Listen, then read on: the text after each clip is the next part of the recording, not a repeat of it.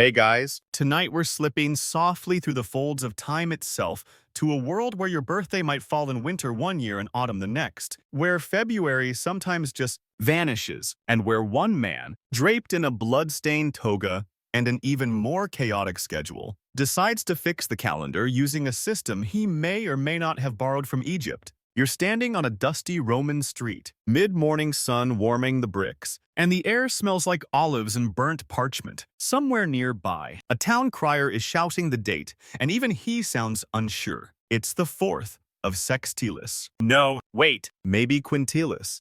Just pay your taxes and go. You rub your temples. You're already confused. Time in ancient Rome is weird. The year is 46 BCE, and the calendar is a disaster. Seasons are no longer aligned with the months. Religious festivals are landing in the wrong cycles. Some years have 13 months. Others skip chunks of winter entirely. You're in a world where even farmers don't know when to plant their crops, and you probably won't survive this historical mess without a nap and a good imperial reform. So, before you get comfortable, take a moment to like the video and subscribe, but only if you genuinely enjoy what I do here. Also, post your location and local time in the comments. I love seeing where in the world you're winding down from. Now, dim the lights, maybe turn on a fan for that soft background hum, and let's ease into tonight's journey together. You blink slowly as the scene sharpens. You're wandering through early Republican Rome. No cars, no clocks, no digital anything. Just the rhythm of sandals on stone and the ever-changing position of the sun. Romans once used a calendar with only 10 months starting in March, ending in December. The names even give it away. September 7, October 8, November 9, December 10. But winter didn't get a month. Winter was just vibes. Eventually, they added January and February to fix this whole time disappearing problem. But it didn't help much. The calendar still didn't align with the solar year. It was about 355 days long off by a solid 10 days every year. The I not sound like much. Until you remember, over a decade, you're more than 3 months off. Your harvest festival could end up in spring. Your spring festival, soggy autumn. And don't even get started on the Pontifex Maximus, the chief priest. This guy had the power to add extra days or entire months to realign the calendar. But he could also just not. Sometimes, he'd forget. Sometimes, he'd delay a month to help a political buddy stay in office longer. Yes, Rome literally rigged elections by changing the date. Historians still argue whether the priests were this sloppy by accident or whether the manipulation of time was a conscious act of statecraft. Either way, the result was chaos. You stroll past a market square where vendors are hawking overripe figs and goat cheese, but the mood is tense. Everyone's confused. A woman shouts, "Wait, is it the Ides already? I missed the festival." A man beside her mutters, "They moved it again. Blame the consul." You nod sympathetically. You don't even know what year it is anymore, much less what day. Here's a fringe tidbit. Some farmers started keeping their own local calendars, using the rising and setting of certain stars to mark planting seasons, completely ignoring Rome's official one. You can't blame them. It's hard to reap what you sow when you're sowing in December and the gods think it's May. You drift through a sleepy tavern where a dusty philosopher is drunkenly arguing that time is an illusion anyway, so why bother keeping track? Another rolls his eyes and says, "Tell that to my landlord, he's still charging rent every kalends." You stretch, yawn, and look up. The stars don't care about Rome's mistakes. They rise and fall with perfect rhythm. You sense it too. An ache for order. Something better is coming. Not from the Senate, not from the priests, but from a man who's currently boarding a ship in Egypt, a man who's just seen something remarkable. A calendar that actually works. The name Julius Caesar hasn't yet become legend in your mind. He's still just a general with good hair and too many enemies. But soon, he'll return to Rome and take control not just of the Senate, but of time itself. You lean back as the sun fades. Time in Rome is unraveling. Day by day, But don't worry, help is on the horizon. You wake to the soft rustle of laurel leaves and the smell of dusty papyrus in the morning air. The streets of Rome are calmer now, at least until you realize something strange. It's supposed to be spring, but the trees haven't bloomed. Again, you squint up at the sky, trying to piece together what month it's supposed to be, but even the sun seems reluctant to play along. Welcome to Wandering the Wrong Year, where even time itself needs a map. The Roman calendar is still wobbling like a broken sundial. This isn't just a minor inconvenience, it's a full-blown temporal identity crisis. Remember, their old calendar is roughly 355 days long, and the solar year is closer to 365 and a quarter. That quarter-day difference may not sound dangerous, but let it stack up and soon everything's melting out of place. And it is. You pass a baker who grumbles that he sold spring festival pastries in the middle of winter. Farmers are planting barley in what should be the rainy season, only to see their crops wither. Entire religious ceremonies are drifting into the wrong cosmic season. And why? Because no one wants to be the guy who adds the inner calorie month. That's the one you jam into the calendar every couple of years to correct the drift. The priests, the pontifices, are supposed to manage this, but they've gotten lazy, or worse,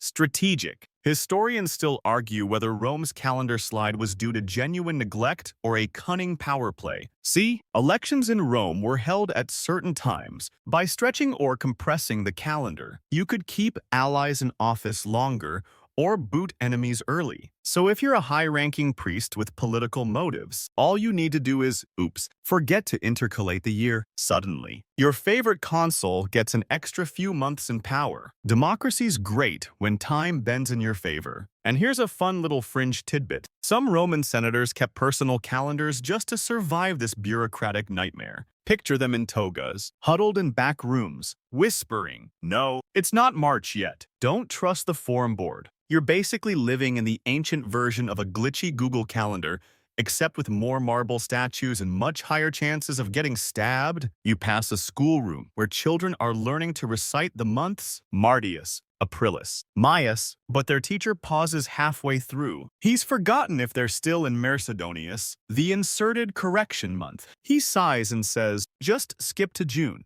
It's chaos, and it's been chaos for a long time. But in this haze, something is stirring. You overhear whispers from the docks, rumors that Caesar is returning from Alexandria with radical new ideas. Some say he's met philosophers. Others say he's been dabbling in forbidden Egyptian wisdom. One man claims he saw Caesar carrying scrolls filled with strange numbers, days, months, star patterns. One thing is clear. Rome needs a fix, not just a patch. A real, full-scale rethinking of time itself. You sit on the temple steps as an old man rants to anyone listening. The gods are angry. The harvests fail. The festivals come too early. A younger man replies, "It's not the gods, it's the priests." Another mutters, "No, it's the calendar. The thing's broken." And deep down, you know they're all a little bit right. As you walk past a sundial, you notice the hour marks are scratched and uneven. Someone's been trying to fix it manually. That's how bad it's gotten. People are hacking their stone clocks. You pause by a corner bakery. A boy tugs his mother's hand, asking, "Is my birthday still today?" She hesitates. "It was last year. This year. We're waiting for the month to return." He looks confused. Honestly, you don't blame him. This is what happens when a civilization stretches its timekeeping too far, when human schedules clash with the rhythm of the sun. Something has to give. And it will. The idea that Julius Caesar could walk back into this and make sense of it all feels absurd. But then again, this is the same man who crossed the Rubicon, faced down Pompey, and declared himself dictator for life. The kind of guy who looks at a broken century-old system and says, "Nah, I got this." You rest near a crumbling milestone on the Appian Way. The chisel marks are worn, but still faintly visible. Year of the consulship of, it doesn't matter. Those names change too often. What doesn't change is the creeping feeling that no one really knows what time it is anymore. And somewhere, perhaps right now, Caesar's ship is cutting through the Mediterranean waters, scrolls tucked under his arm, sunlight dancing on the waves. He's coming home with time itself in his hands. You close your eyes, the sky darkens, a gentle breeze slips through your tunic. Something's about to change. You open your eyes to smoke frankincense curling from braziers, mixing with the faint scent of mildew and melted wax. You're standing in the dim marble halls of the Regia, the sacred headquarters of Rome's high priests. Thick drapes dull the sunlight, but behind them, decisions are being made, decisions that shape every Roman's life, including yours. This is where the calendar is controlled, not in the stars, not by science, but by men in long robes with even longer political grudges. A row of pontifices, the elite priesthood, shuffle across the floor in a semicircle. You watch them bicker over days like merchants haggling over olives. Should we insert Mercedonius this year? One asks, already knowing the answer. Depends on which senator bribed whom last week. The Pontifex Maximus, the chief priest, sits at the center like a sleepy god. He has the power to add or omit months entirely, the power to stretch a year for political gain, the power to freeze time, almost literally. And the best part, no oversight. If you think modern bureaucracy is messy, try ancient Rome with a divine calendar editor who's also running for office. Historians still argue whether this system was originally intended to be so corruptible, or whether time itself simply became a casualty of Roman ambition. Either way, you're watching the original clock hackers at work, out in the streets. Time drifts like pollen. Market stalls close on the wrong feast days. Soldiers complain their pay cycles are messed up. A woman near the forum asks a merchant if it's still February. I think so. He shrugs. Or maybe it's intercalated quintilis. Depends which priest you ask. You pass a stone carving showing Janus, the two-faced god of beginnings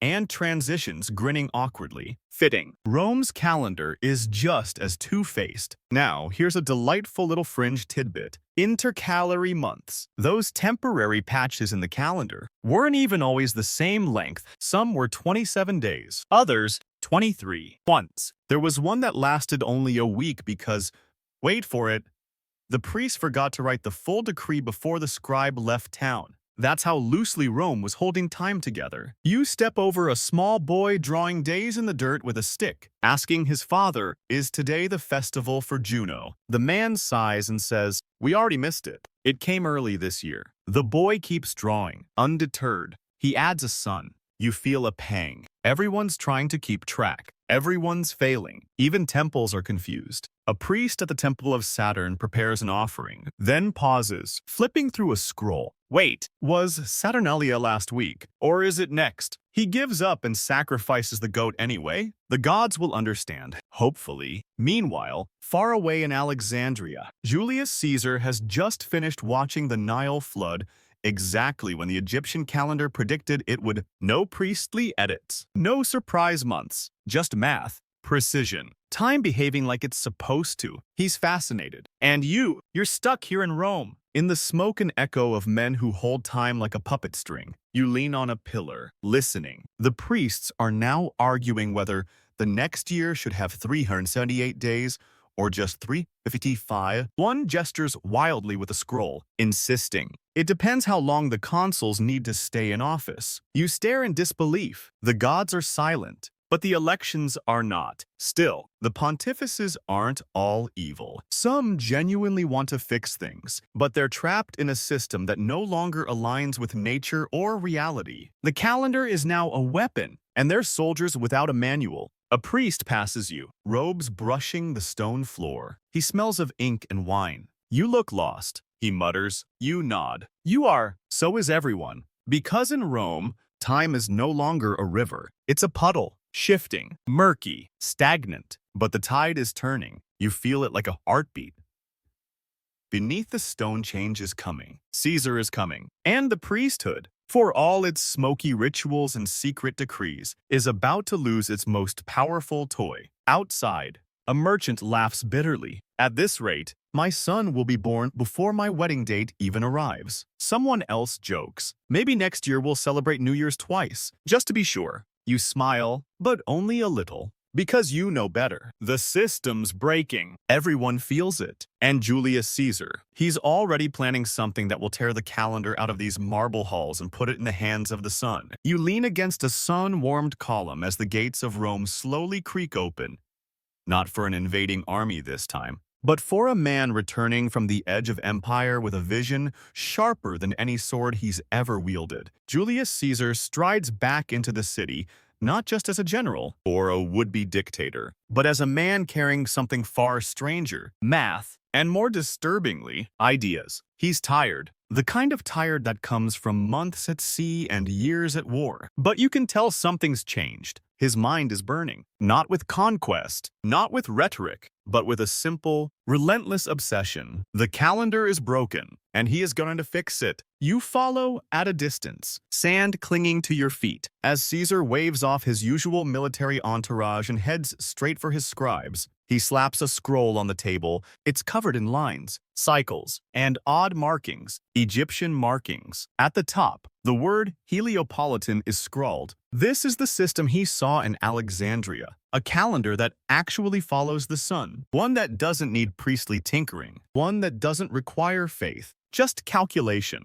Historians still argue whether Caesar genuinely understood the science behind the Egyptian calendar, or whether he just saw something that worked and said, "Mine now." Either way, what matters is this: he brought it back, and he intends to install it in Rome like a new aqueduct, quietly, thoroughly, permanently. You trail him through marble corridors where senators whisper and scurry. They've heard the rumors. He's going to change time. One hisses, "He's not even consul this year." Another snaps, "It doesn't matter." Caesar is beyond titles now. He summons the pontifices. They arrive nervously, robes fluttering. Caesar doesn't threaten. He doesn't beg. He simply tells them the truth. Rome's time is a lie, and lies rot empires. There's silence. You can hear the scratching of a stylus somewhere in the back room. Then he lays out the plan. A calendar with 365 days. Clean and stable, every 4 years. A single leap day. No more surprise months. No more priestly edits. No more birthdays in limbo. The room doesn't know whether to applaud or run. But Caesar, he's calm. Almost sleepy. Like a man who's decided that yes, the Republic may be crumbling, but at least we'll know what day it crumbles on. Now, here's a fringe gem. Caesar didn't do this alone.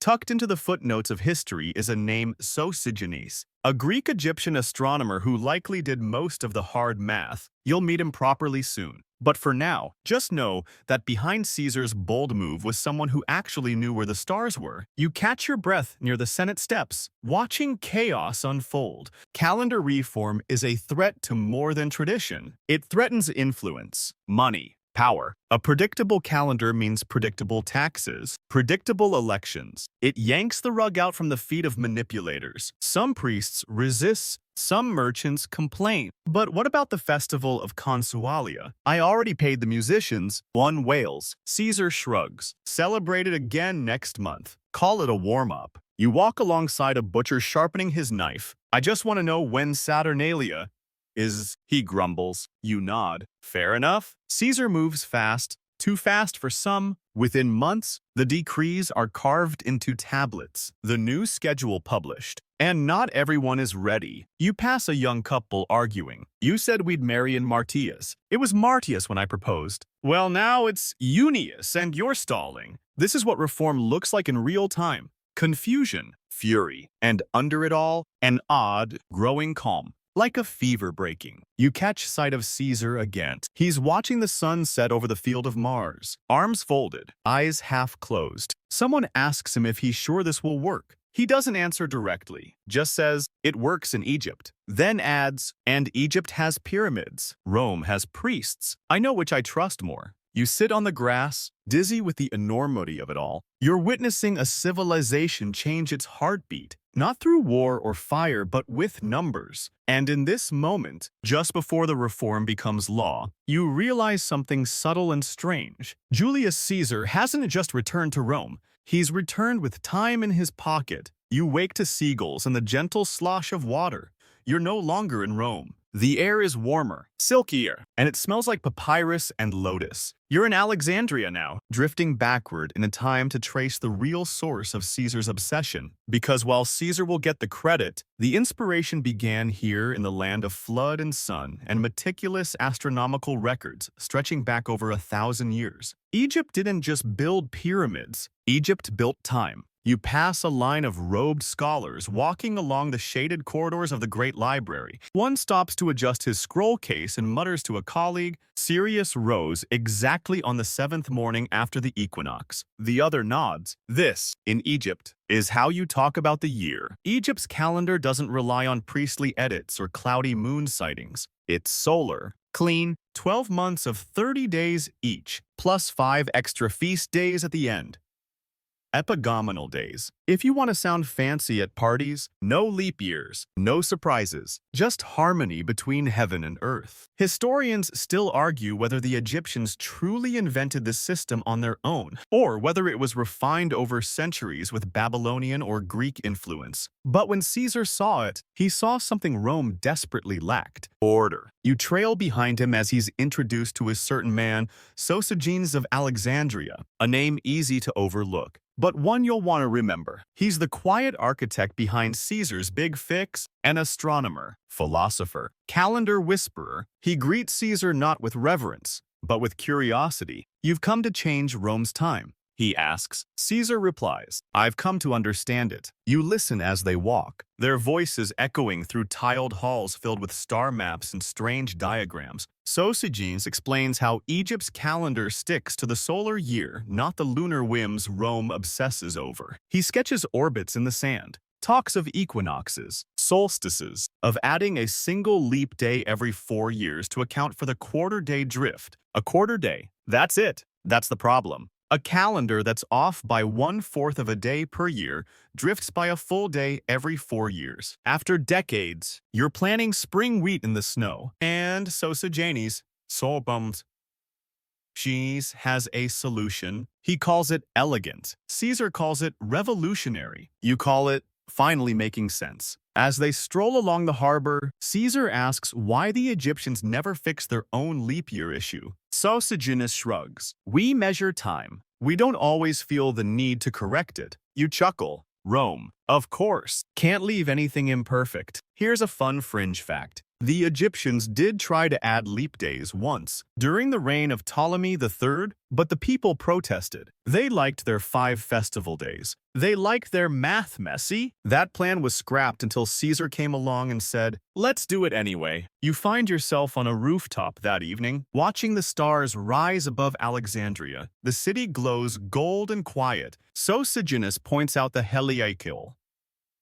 rising of Sirius, the moment that once signaled the flooding of the Nile, the sacred heartbeat of Egypt. "That's what we track," he murmurs. "The rhythms that don't lie." You glance at Caesar. His eyes reflect the same star, but you can tell he's thinking beyond the Nile. He's already picturing Rome. Back in Rome, months from now, this Egyptian system will be twisted just slightly to become the Julian calendar. It'll carry Sosigenes' math, Caesar's authority, and the faint scent of Egyptian incense baked into its bones. You stand in that moment a little longer, feeling history rewire itself under your feet. 2 men in sandals, one with a crown in his future, the other with a footnote. Together, they will set the rhythm for centuries. And you're the invisible third, the quiet listener, the time traveler who sees it unfold in whispers and scrolls. Below, the city fades into soft shadows. Boats drift along the dark water. Stars shimmer, steady and eternal. Caesar turns to Sosigenes and says, "Tell me what to change. I'll make it law." And that, right there, is the moment the world's clocks began to tick in sync. You blink, and you're back in Rome, but something's different. The air feels stretched, like the city itself is holding its breath. You wander the cobbled streets, and even the pigeons seem confused. Bakers are baking 2 sets of pastries for the same festival, just in case.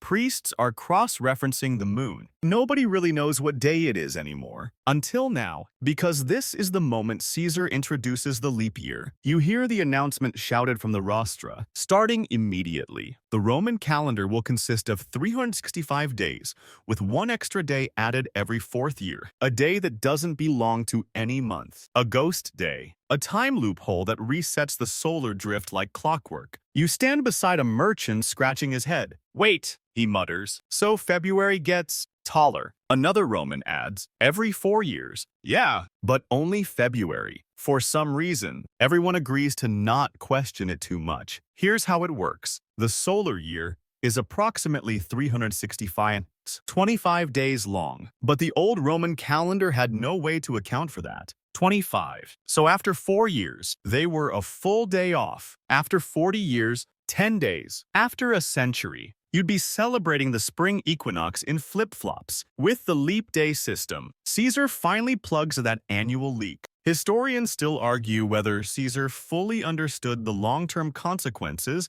of this leap mechanism, or if he was just following Sosigenes' lead. But the results? Revolutionary. And here's a fringe detail to savor. The leap day didn't land neatly at the end of February. No, the Romans inserted it after the 6th day before the calends of March.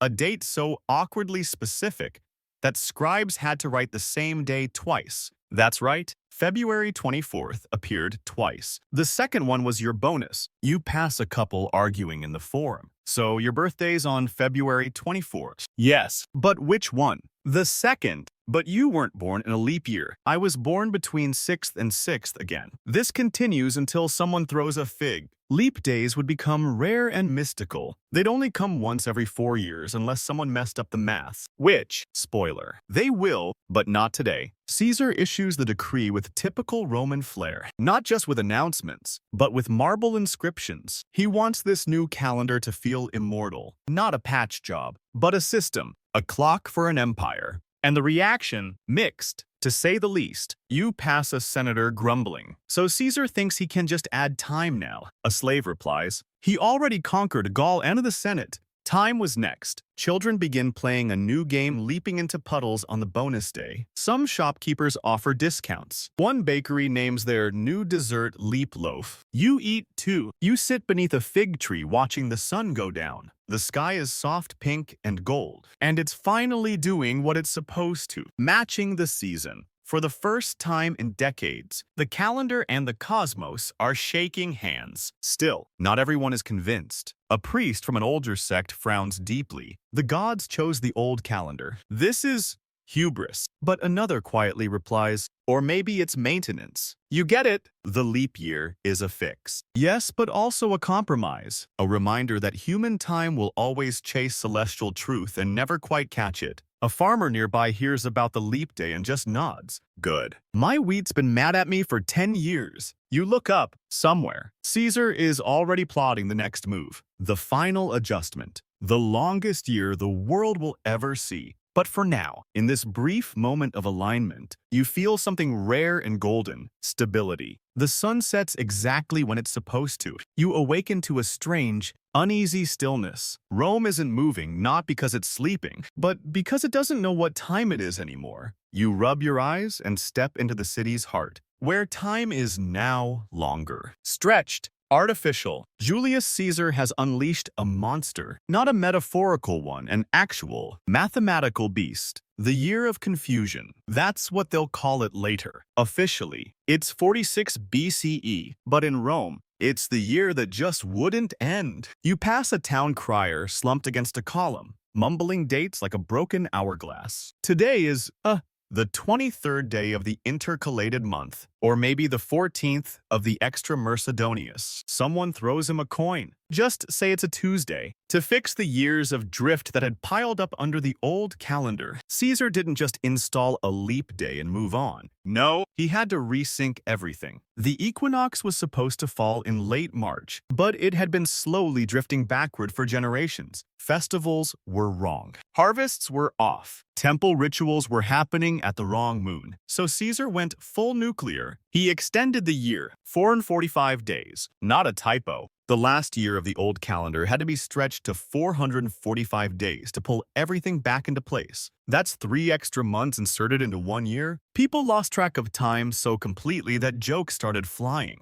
Happy New Year. It's July. Not this year. This year has 3 Julys. Historians still argue how the days were distributed. Some believe there were 2 separate intercalary months jammed awkwardly between November and December. Others say the priests just sprinkled in days wherever they felt like it, like cosmic seasoning. Whatever the method, the result was the same. Confusion. And you're walking through it. A shopkeeper screams, "No one is buying calendars. No one knows what month it is." He throws a whole basket of misprinted almanacs into the Tiber. You duck into a tavern, where a man in a tunic is slowly scratching days off the wall. You keeping track. You ask. He shrugs. "Not really. Just feels better to scratch something." Here's a charming fringe detail. Some people refuse to acknowledge the bonus months. They went right on celebrating their birthdays on whatever day felt right. Meanwhile, state offices were trying to collect taxes 3 times in one fiscal year. It was a bureaucratic nightmare and an accountant's fever dream. You pass a farmer selling winter produce. He says, "I harvested this in what used to be February, or maybe early March. Now it's called, wait, what are we calling it again?" You don't know either. The priests are flailing. 2. They're so used to controlling time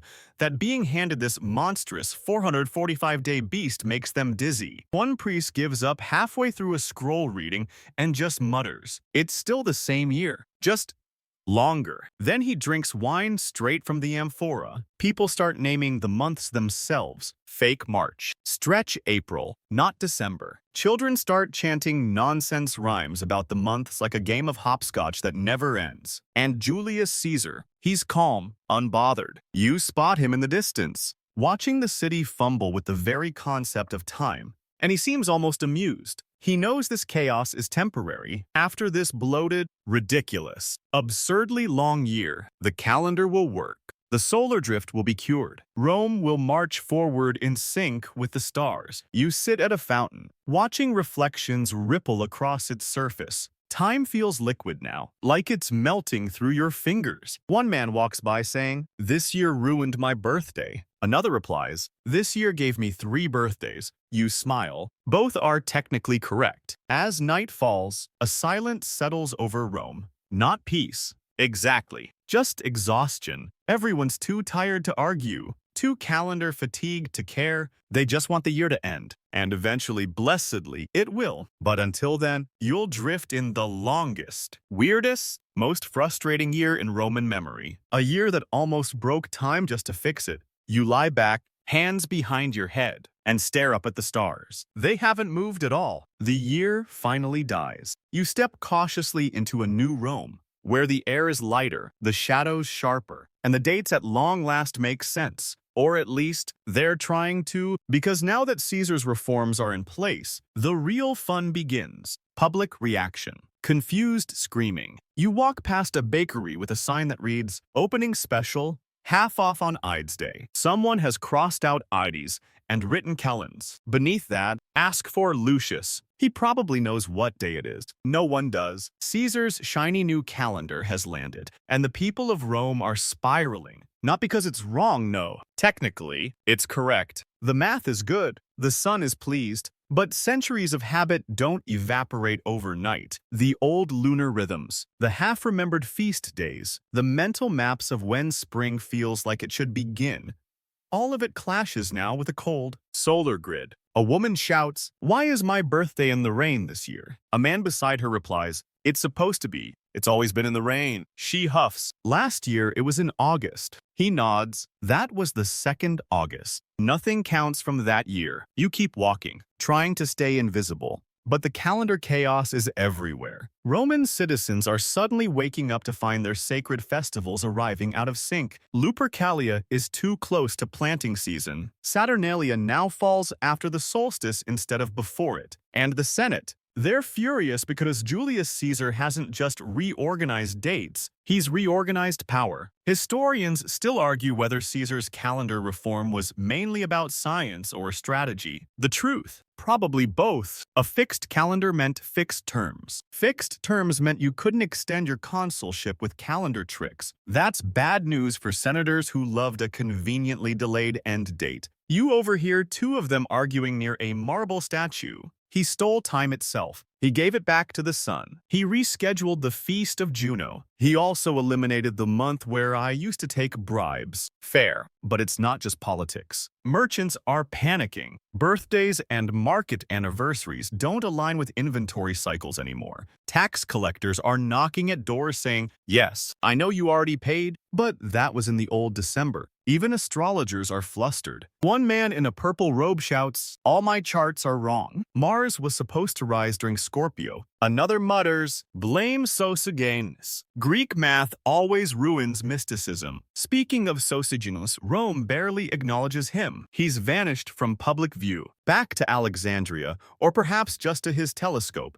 You imagine him watching the stars, quietly amused, while Rome implodes, trying to adjust to a calendar he designed with a stick and a pebble on a sandy rooftop. And here's a fringe little ripple from all this. Wills. Roman legal documents are date-sensitive. You pass a notary frantically flipping through scrolls trying to figure out if a will written under the old system still holds under the new one. Spoiler, not always. Some inheritances accidentally shift to different heirs just because of an added day. You find a poet in a wine shop weeping over his ruined love letters. She was born on the nones of Quintilis. She still is. No, it feels different now. You nod. Then sip his wine. Children adapt faster. They chant the new month names in song. One kicks a stone and says, "I like the leap day. It's a secret day." Like a time pocket. You smile. At least someone's enjoying this. The priests, on the other hand, are in free fall. Remember them. The pontifices who used to control time like a rubber band, they're now ceremonial at best. No more intercalary powers. No more games. Their scrolls are out of date. Their rituals mistimed.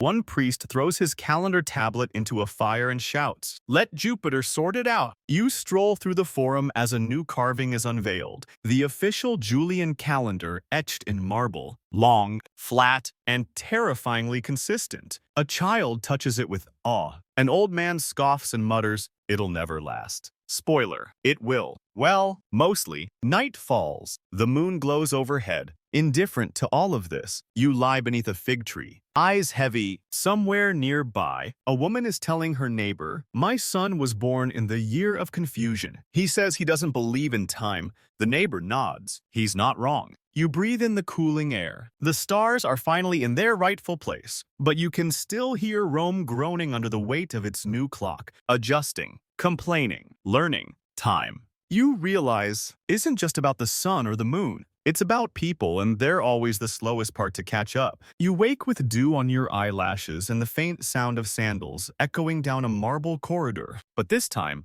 you're not in Rome. You're in a quiet study, tucked somewhere between myth and math, candlelight flickering against scrolls and ink pots. Because tonight, you follow a ghost in the story, the man behind the curtain.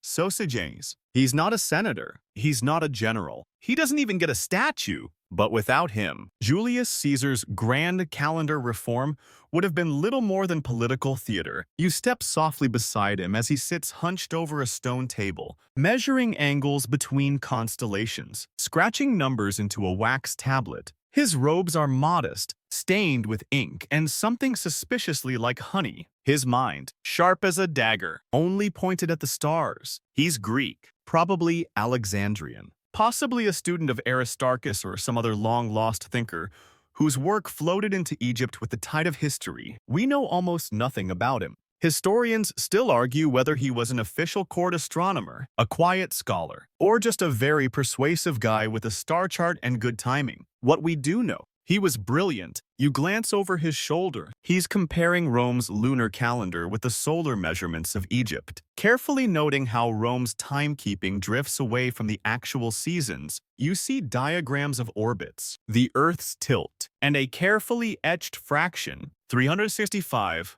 1/4. There it is, the number that would eventually fix and forever haunt the world. Fringe fact for tonight. Sosigenes may have known the year wasn't exactly 365, 25 days. It's actually closer to 365, 2422. A microscopic difference that adds up slowly, cruelly, over centuries. But for Caesar's purposes, a quarter day per year was close enough. Sosigenes chose practicality over perfection, and so did Caesar. You drift outside the study and watch Sosigenes climb a narrow staircase to the observatory platform above the library. There's no telescope, just stars and silence. He marks the rising of Sirius the dog star, which the Egyptians revered as the herald of the Nile flood. In this land, astronomy isn't just science. It's survival. And yet, Sosigenes doesn't seem grandiose. He doesn't posture. He doesn't take credit. In fact, when Caesar later reforms the calendar and has it carved into Roman history, he doesn't even mention Sosigenes by name. Not once. You pass two Roman bureaucrats reading the new edict. One squints and says, "Who figured this all out?" The other shrugs. Some Greek. Adi? Probably. You roll your eyes. Of course, back in the study, Sosigenes smooths out the new calendar system. He divides the year into 12 months, adjusts the lengths 30 here, 31 there, and decides on that odd leftover February. The shortest, the strangest, the one that gets the leap day. Why? Possibly because it was already short under the old calendar. Possibly because someone had a sense of humor. You lean on the windowsill as Sosigenes quietly erases the moon from the calendar. Not literally, but he is abandoning the lunar model. The moon is too messy, he says. Too subjective. The sun, in contrast, doesn't lie. The priests hated this idea. Lunar calendars were sacred in Rome. Festivals timed to the moon phases. Rituals synced with full moons gone. Sosigenes replaced it all with clean solar arithmetic. One priest wrote, "We now pray to Apollo's sun while forgetting Diana's moon." Another simply called the new calendar soulless. You follow Sosigenes into the city one evening as he meets with Caesar under torchlight. No records of this conversation exist, but you imagine it went something like this. Will it work? It will hold for now. For how long? 1,000 years, maybe more. Good. That's longer than I'll live. You step back and let the torches flicker. This is where knowledge meets power. One man with scrolls, one man with swords. Together, they bend time. As you drift away from the scene, you realize something soft and strange. Sosigenes didn't seek glory. He wasn't rewriting time for headlines or monuments. He simply saw a problem and offered a solution, one that would outlive him by centuries. His name would be forgotten by most. But every calendar hanging in every Roman home, every soldier's pay stub, every merchant's ledger, every confused festival goer trying to count the days that was Sosigenes. Invisible, uncredited, necessary. And tonight, just before the stars fade, you whisper his name once more. So he doesn't vanish completely. The streets are quieter now. The reform has landed. The year of confusion has passed. And Rome is somehow still standing. But you feel a new energy in the air. Like someone's rearranging the furniture after Caesar's grand redesign, you follow the scent of oil lamps and sandalwood into the palatial residence of his successor. Because now, it's Augustus's turn to fiddle with the calendar. You pass through an open atrium bathed in torchlight. The marble floors are immaculate. Statues of Caesar glare down from every column. But the man pacing in the center isn't trying to honor the past. He's trying to perfect it. Octavian, soon to be Augustus, has inherited more than just Caesar's name and legacy. He's inherited the calendar. And like any good emperor, he wants to leave his mark on time itself. You trail behind him through his office. A scribe reads aloud, 31 days in sextilis. Augustus pauses. Too short. It should be equal to Julius's month. The scribe hesitates. Sir, that would make it longer than all others. Augustus smiles. Exactly. And just like that, sextilis becomes August 31st days long. One more than July. Subtle flex. Not exactly. This is Rome.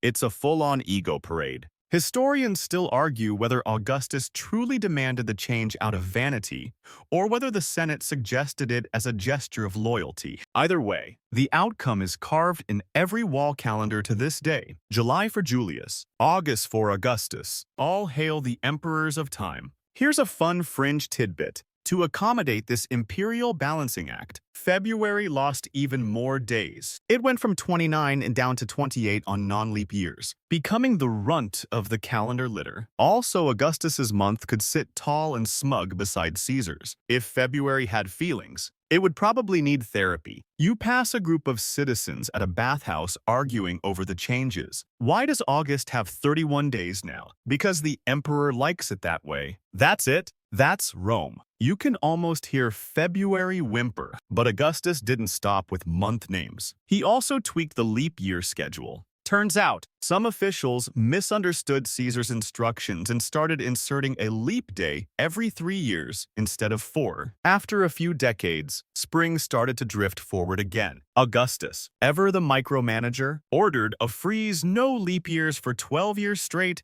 to bring things back into alignment. You can imagine the scrolls flying in every direction. No more bonus days. Time is on timeout. You peek into a schoolroom, where a frustrated tutor erases the date from his wax tablet for the 3rd time. Today is the 4th before the calends of, oh, forget it. Just memorize the emperors. In some ways, Augustus's tweaks stabilized the Julian calendar further, but in others, he stamped his authority not just on walls and coins, but on time. The calendar was no longer just a civil tool or a priestly relic. It was imperial property. You wander through a festival.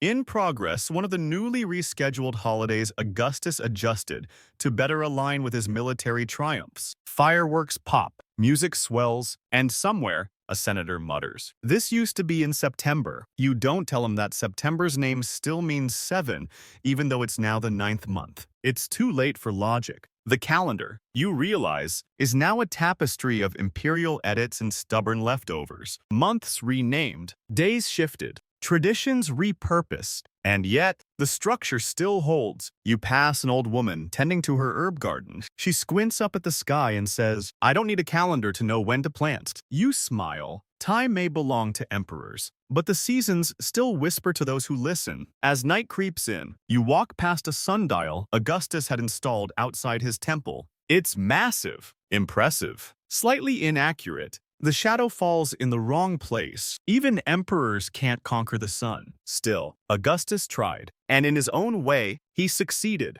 His edit stuck. His month remains. His name endures. You sit beneath a fig tree once again and look up at the sky. 2 emperors have now shaped your calendar. 2 men whose legacies hang in every planner, every appointment, every countdown to a birthday. And yet, the stars don't blink. They just keep turning. You wake to the low hum of chanting, echoing off stone walls and flickering through stained glass. The Rome you once knew is gone.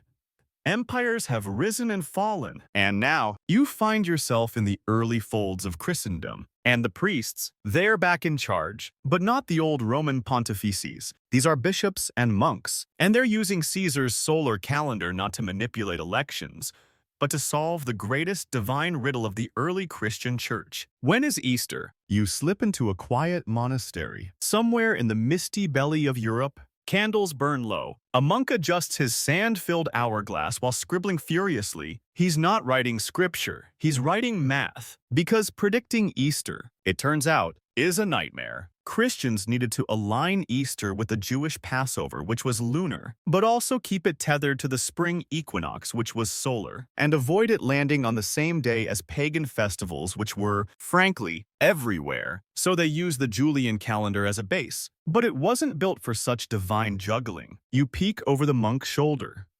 His parchment is covered in lunar cycles, golden numbers, and a strange thing called the Metonic cycle, a 19-year loop that tries to reconcile moon and sun. Historians still argue whether this entire dating system was a noble theological effort or an elaborate compromise to keep Christians from yelling at each other every spring. Fringe fact: for centuries, different regions of Christendom celebrated Easter on different dates, sometimes weeks apart. Imagine one town finishing Lent while the next is just starting. It led to theological debates, political tensions, and the worst possible outcome: calendar meetings. You drift into one of those meetings, a synod, a gathering of serious men in itchy robes shouting gently about equinox thresholds. If the full moon falls on a Sunday, then we shift to the following week. But that delays the resurrection. I'm just reading the chart. Brother Marcus, you back away slowly. The Council of Nicaea in 325 CE tried to standardize the chaos. They declared that Easter would be celebrated on the first Sunday after the first full moon, following the vernal equinox. Simple, right? You sit with a monk who sighs deeply. I've read that rule 10 times. It still feels like a riddle. He dips his bread in watered wine and adds, "We should have stuck with solstices. At least the sun doesn't argue." The Julian calendar. Caesar's solar masterpiece was never designed to keep track of lunar feasts. But Christians couldn't let go of their moonlit roots, so they kept stacking math on top of maths, crafting tables so large they filled entire monastery walls, dates predicted decades in advance, all to know when to dye the eggs. Some monks became celebrities in their own circles. Bede the Venerable, for example, didn't just write church history, he spent years calculating dates. He was the Beyoncé of medieval Easter math. But even with all their brilliance, something kept bothering them. The calendar was drifting again. By this time, the Julian calendar was off by about 1 day every 128 years. That tiny error Sosigenes ignored. It had grown. The spring equinox, which should land on March 21st, was now sliding backward. And if Easter was meant to follow the first full moon after the equinox, and the equinox is off, well, now Easter's off too. Again, you walk through a cathedral where two priests argue in whispers. Easter's too early this year. It matched the moon, but not the sun. So,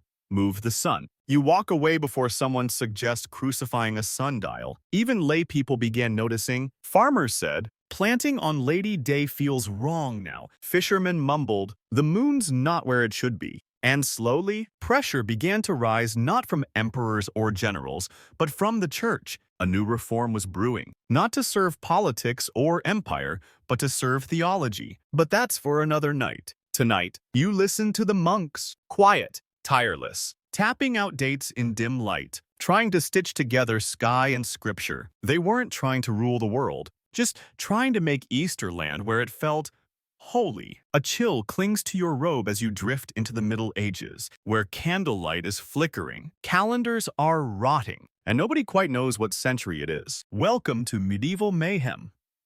The time Caesar's calendar began to unravel in spectacularly slow motion. You wander through a village where a town crier announces, the equinox was last week, and someone shouts back, no it wasn't. That man, in this moment, is absolutely correct. See? The Julian calendar's little flaw, the one Sosigenes brushed off, the one Augustus ignored, is now stacking up like unpaid debts. That annual discrepancy of roughly 11 minutes and 14 seconds doesn't sound like much, but over time, it adds up. By the 13th century, the equinox meant to arrive on March 21st was now showing up around March 11th, 10 days early. The church noticed, farmers noticed, astrologers noticed, and no one had a fix. Historians still argue whether this creeping disaster was broadly understood or just tolerated, like bad plumbing. After all, you try telling a 13th century peasant the sun's slightly off schedule due to cumulative calendrical misalignment. He'll probably just offer you a turnip and walk away. Here's a delightful fringe fact. Many local regions began making their own calendar adjustments, sometimes scribbled in margins, sometimes carved into stone church walls. One town in France declared a local solstice date. Another in England just guessed. It was like medieval daylight savings, but far less coordinated and with more sheep. You enter a dusty monastery, where a monk sighs and crosses out yet another feast day. This was supposed to be near the planting moon, he mutters, but the moon's gone somewhere else. You follow him down a hallway lined with computus tables, enormous wall charts that try and increasingly fail to predict Easter's date. You hear hushed muttering. Brother Thomas says Easter's in April. Brother Peter says it's in March. They're both wrong. The equinox happened 10 days ago, so Pentecost will be in snow. No one laughs. You wander through a crumbling cathedral where an archbishop is preaching with uncomfortable confidence. Today we honor the spring feast of the Archangel, while a terrified choir boy whispers, "Sir, it's still winter." The cracks in Caesar's calendar were no longer theoretical. They were messing with agriculture, religion, and theater schedules, which might be the real tragedy here, but no one could agree on what to do. Because by now, the Julian calendar wasn't just a tool, it was sacred tradition. Changing it felt like rewriting scripture, or worse, like admitting that Rome hadn't gotten everything right. And so, Europe did what Europe does best when confronted with slow-moving disaster. It procrastinated for 300 years. You watch a medieval astrologer try to explain to a noblewoman why her birth chart no longer aligns with the heavens. Venus is rising in Taurus. But due to the drift, my marriage is cursed. Yes, but also, the equinox came 10 days early. She faints. He drinks. As for regular people, they coped as best they could. Some celebrated 2 equinoxes, one when the church said, and one when the shadows said. Some towns held true midsummer parties based on sun tracking rather than date.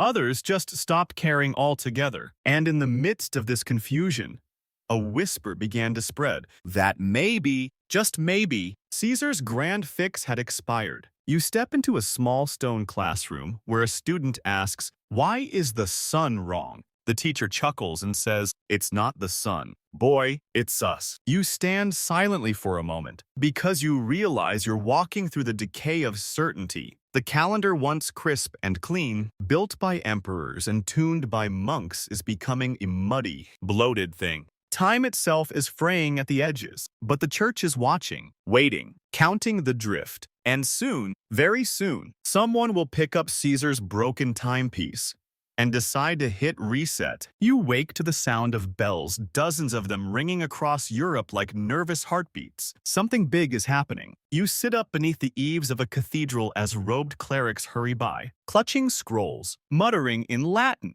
and looking absolutely panicked. Because today, after centuries of drift, delay, and denial, Pope Gregory is hitting reset. You slip into the Vatican in the autumn of 1582. The walls are echoing with whispered arguments and clanking hourglasses. Everyone's talking about one thing: losing 10 days. Literally, you duck into a council chamber where scholars and priests are gathered around a massive wooden table covered in charts. The Pope's mathematician Aloysius Lilius, though history usually credits the Jesuit astronomer Christopher Clavius, points to a star chart. March 21st should be the spring equinox, but in our calendar, it lands on March 11th. The stars have moved, or rather, we've moved away from them. Gregory XIII leans forward, tired but firm. Then we must correct it. And so they will. Historians still argue whether Gregory's decision was driven more by science or religion. But one thing's clear: he was done watching Easter slide around like a drunk on an icy hill. The Julian calendar's flaw, adding 1 full day every 128 years, had finally overgrown its leash. It was time to prune. Here's a fringe gem for tonight. Lilius's original draft for the reform included tiny tweaks to the length of centuries, to essentially saying that while a leap year happens every 4 years, century years should only be leap years if divisible by 400. That's why 1600 was a leap year, but 1700, 1800, and 1900 weren't. Neat little correction. Mind-melting math. Back to you. Standing in the basilica's shadow, overhearing 2 citizens losing their minds. Wait, we're deleting 10 days. Yes, tonight is October 4th. Tomorrow will be October 15th. What happened to my birthday? Cancelled. Can I still charge rent? Don't push it. In 1582, the Gregorian calendar is born. Caesar's calendar is officially patched. You watch as the reform is announced across Rome. There's confusion, of course. Merchants think it's a tax scam. Farmers just shrug and keep harvesting like they always do. But the priests, they're relieved. Easter is saved. The equinox is back where it belongs. The drift has been erased. At a tavern, a group of men raise a glass to stolen days, to time thieves, to Gregory, the man who snapped his fingers and made a week disappear. You sip your wine. It does feel a little like magic, but not everyone celebrates. Across the continent, adoption of the new calendar varies wildly. Catholic countries: Italy, Spain, Portugal, Poland adopted almost instantly, but Protestant countries, suspicious. You want us to follow the Pope's calendar. They ask, next, you'll be telling us what day to sneeze. So for centuries, Europe becomes a calendar patchwork. You pass a traveler on the road from France to Germany who mutters, "It was the 15th when I left. Now it's the 5th again. My letters are arriving before I send them." England, for example, doesn't adopt the Gregorian calendar until 1752. By then, the drift has widened to 11 days, and when the change finally comes, riots. People literally shout, "Give us back our 11 days," as if the government had reached into their pockets and stolen a handful of Tuesdays. You chuckle, but you get it. Time is personal. Time is identity. And when someone erases 10 days from your calendar, it feels like they're reaching into your soul and deleting memories. Still, the reform holds. You sit beside a sundial in a quiet courtyard as the last of the Gregorian edits are etched into official doctrine. Clavius folds his notes. The sun casts a shadow exactly where it should. The equinox breathes a sigh of relief. For the first time in over 1,000 years, the calendar and the cosmos are shaking hands again. But deep down, you know it's not perfect. The Gregorian system still isn't perfectly in sync with the solar year. There's a tiny leftover discrepancy about 26 seconds per year. Too small to matter now, but give it a few thousand years, and the equinox might start wandering again. You smile. One more future crisis for someone else to fix. But for tonight, time is steady. The calendar is whole, and Julius Caesar, wherever he is, would probably be a little annoyed that the Pope got the last word. You open your eyes to a map not of terrain, but of time zones stitched across continents like scars, red lines, jagged borders, numbers stacked on imaginary hours. Because even after Caesar, even after Gregory, humanity found one more way to fight about the calendar. Welcome to the calendar wars. You drift into the 17th century, then the 18th, then the 19th, and watch as nations decide not whether to fix time, but when. Because remember, Pope Gregory issued the correction in 1582, but not everyone joined the party. The result, a beautifully chaotic, bureaucratic mess. Some countries jumped straight into the Gregorian calendar. Others waited. Others refused. Just on principle, you pass through Protestant Germany in the 1700s. Half the region uses the old Julian calendar. The other half uses the new one. Two neighboring towns celebrate Christmas on different weeks and argue about it in song. One choir sings, "O come, all ye faithful." The other just sings louder to drown them out. Historians still argue whether resistance was more about religion, politics, or pure pettiness. The reality, probably all three. After all, when time is set by power, changing the calendar feels like changing loyalties. And here's a delicious fringe moment from England's adoption in 1752. They didn't just skip 11 days.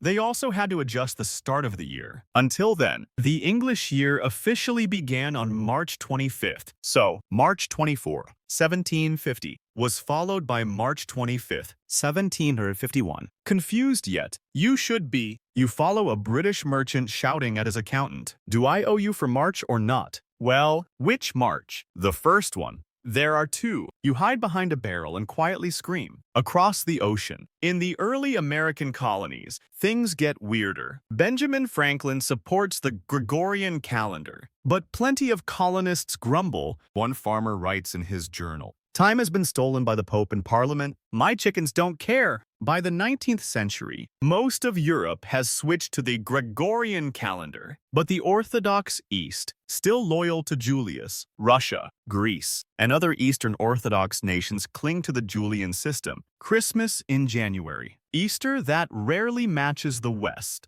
A symbolic reminder that even time can be a battlefield. You land in Russia, winter of 1900. The Tsar celebrates New Year's, according to Julian time, 13 days after the rest of Europe. Snow falls. A boy asks his father, "Why does the world think it's January 13th when it's only January 1st here?" The father shrugs, "Because we're Russian." But wait, it gets better. In 1918, after the Russian Revolution, the Soviets finally switched to the Gregorian calendar overnight. January 31st is followed by February 14th. Lenin shrugs. Time is a tool of production now. You watch a peasant stare at the missing dates on a poster. So what happened to February 1st through 13th? Cancelled. Again, back in Greece, they don't fully adopt the Gregorian calendar until 1923, over 340 years after Gregory XIII made the change. Even today, many Orthodox churches still use the Julian calendar for religious holidays. That's why some people celebrate Christmas twice, one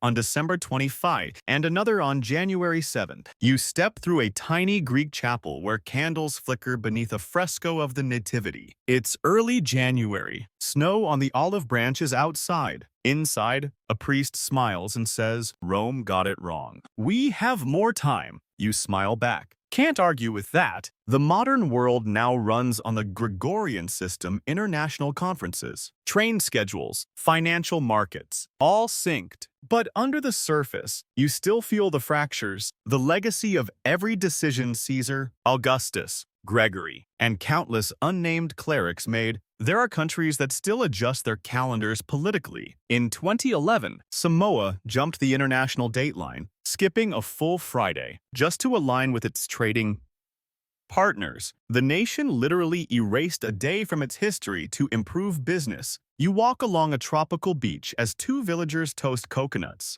To Thursday, it was never Friday. Exactly. Even now, time is elastic. Time is geopolitical. Time is human. And as you sit beneath a tree in the 21st century, scrolling through a digital calendar app filled with holidays from 5 different systems, it dawns on you. The war over calendars never truly ended. We just agreed to stop yelling about it in public. Mostly, you wake beneath a crumbling Roman column, its fluted sides worn smooth by centuries of wind, rain, and casual graffiti. Somewhere nearby, a modern tour guide is explaining to a sleepy group of tourists why February is so weird and who to thank for leap years. You smile because you already know the answer. You lean back, gazing up at a sky that hasn't changed. Sun still rising, moon still drifting, stars still wheeling overhead in perfect silence. But down here, on Earth, time has never been silent. It's been argued over, reshaped, renamed,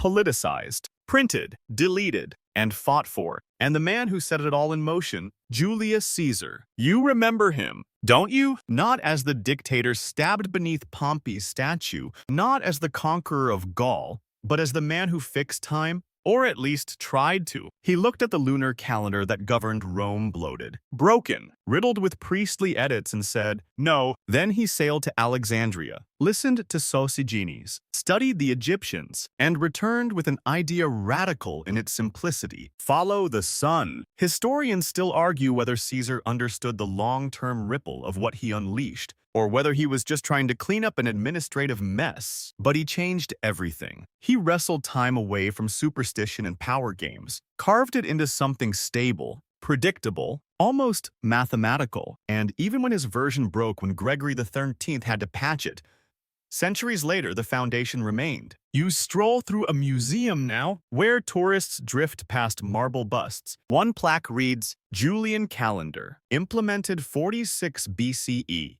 Another explains the Gregorian correction. A third simply says, time as we know it. You pass a boy holding his phone, scrolling through a calendar app filled with colored dots and appointments. He has no idea that those neat squares on his screen were once political weapons and sacred rituals. That Augustus once stole a day from February just to match Julius. That monks fought over the moon and popes deleted entire weeks. Fringe fact before we go, Caesar never lived to see his calendar work. He was assassinated in 44 BCE, just 2 years after launching his reform. He never saw how well it held, never watched Augustus tweak it, never knew he'd be printed in every school planner for millennia. But you know, because you've walked at all of it, from the broken days of ancient Rome to the quiet scrolls of Alexandria, from festival confusion to leap year legends, from equinoxes slipping away to the Pope yanking them back. And through it all, the calendar kept ticking, not because it was perfect, but because we needed it. You sit beneath the column, breathing slowly. The air is warm. The present feels heavy and light at the same time. Because now you understand what most people don't. Every birthday, every Monday meeting, every New Year's countdown is a ghost of Julius Caesar's dream. Time is a human thing. Messy, fragile, beautiful in its failure. And yet, every day on time or not, we keep going. Now dim the lights. Let your breath slow. Let the noise of Rome, of history, of centuries of scribes and emperors fade into the background. The sun will rise again tomorrow, and the calendar, it'll still be there, quietly holding the world together. And now, as your eyes grow heavy and the final echoes of footsteps fade into dusk, you find yourself resting not in any particular century, but between all of them, wrapped gently in the soft blanket of memory, of ritual, of numbers and names carefully placed in rows. You no longer need to chase the date. Let it chase you. Breathe in. Feel the rhythm of the days, how they stretch and settle, how they were once bent like reeds by emperors and popes, then pressed into paper, etched into marble, and finally pixelated onto tiny glowing screens. And yet, the sun still rises, the moon still drifts, the earth still spins, unaware that we ever worried about whether it was March 4th or 14th. Let go of leap years and intercalary months. Let the math sleep. Tonight, you're free from clocks. You're free from meetings, from deadlines, from reminders that ping at 3:30 night sharp. Tonight, you belong to no calendar. You belong only to the stars. So exhale slowly. You've walked through the winding halls of history. You've met emperors, monks, rebels, and scribes. And now, with soft time cradling your thoughts, you can finally let your mind rest. No alarms, no arguments, just quiet, steady rhythm. Just sleep.